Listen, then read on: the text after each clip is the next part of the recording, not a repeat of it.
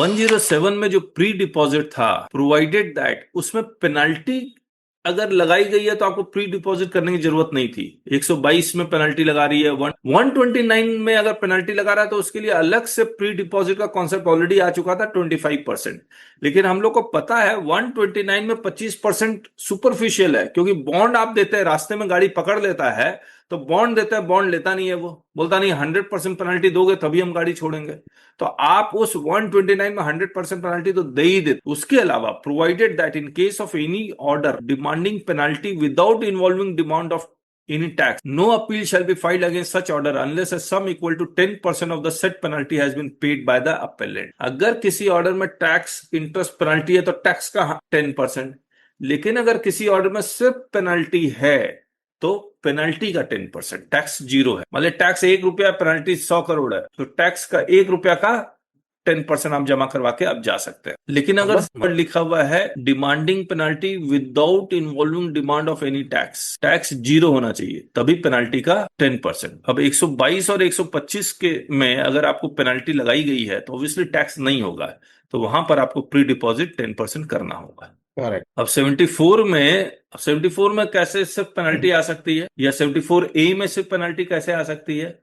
मान लीजिए क्या हुआ कि आपने ऑर्डर पास होने से पहले सिर्फ टैक्स जमा किया है, 100 रुपया टैक्स था, 100 रुपया जमा कर दिया, इंटरेस्ट जमा नहीं किया, तो वो क्या करेगा? तो ऑर्डर कैसे पास करेगा? वो टैक्स को 0 लिखेगा, लेकिन पेनल्टी तो वो फिर भी लिखेगा 50% या 100%। मैं बोल रहा हूं कि टैक्स 0 है, इंटरेस्ट है और पेनल्टी है, तो क्या ये वाला प्रोविजन एप्लीकेबल होगा? हाँ होगा ना, पेनल्टी तो है ना। Provided that in case of any order demanding penalty, यहाँ ओनली वर्ड नहीं लिखा हुआ है, तो पेनल्टी और इंटरेस्ट दोनों हो सकता है। Without involving demand of any tax, तो इंटरेस्ट हो सकता है ना। हाँ। No appeal shall be filed against such order unless some equal to, ठीक है। अब मुझे क्यों डाउट हो रहा है कि अगर 73, 74 या 74A का अगर ऑर्डर है, भले टैक्स 0 है, 10% का पेनल्टी करना पड़ेगा, तो नहीं, मुझे डाउट हो रहा है, नहीं करना, क्योंकि ये जो लेके आया है ये 122, 125 के लिए लेके आए।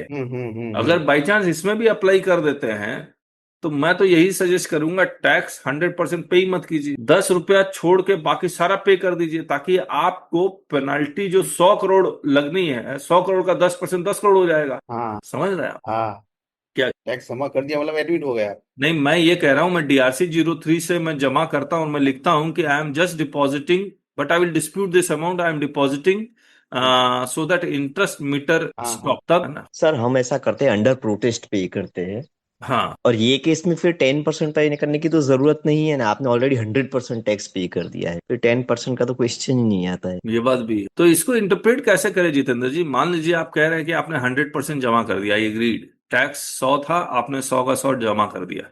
अब DRC 07 में वो टैक्स का अमाउंट 0 लिखता है, सिर्फ पेनल्टी लिखता है 100 रुपया। अब जब आप मतलब यहाँ पे इंटेंशन तो 122 और 125 की ही है, कि जो हाँ, खाली पेनल्टी की जो नोटिस है या खाली पेनल्टी का ऑर्डर है यस, उसमें 10% पे करना है, यस, या 129 वाला। हाँ, तो सेक्शन 63, 74, 73, 74A के लिए नहीं होना चाहिए, हाँ even if 73। Tax amount is 0। मतलब जो 3B अगर हम लेट फाइल करते हैं तो वो 125 में जनरल पेनल्टी लगा के भेज देते हैं सेक्शन।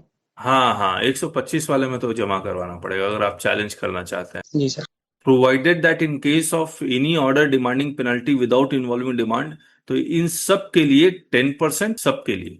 और पहले 129 में 1 अक्टूबर 2022 से 25% डिमांड कर रहे थे, अब 1 अक्टूबर 2025 से 129 के पेनल्टी के ऊपर भी 10% डिमांड कर, और यही चीज इन्होंने ट्राइब्यूनल, हाँ, यही चीज इन्होंने ट्राइब्यूनल में भी ऐड। क्या मैं लिख दूं नॉट एप्लीकेबल क्या on the order passed under section 73, 74, 74A, 63, not applicable on the order passed, not applicable on the order passed under which determines payment of tax even if tax is, क्या लग रहा है आप लोग को? ये language और ठीक हो सकती है। Not applicable on the order pass under section 63, 73, 74, 74A। 129 जो था सर, मान लीजिए 129 का जो ऑर्डर होता है उसमें पेनल्टी तो पूरा भर ही देते हैं हम। हाँ 10% का अपील की बात ही कहाँ। हाँ, फिर 10% नहीं आएगा, ठीक बात है।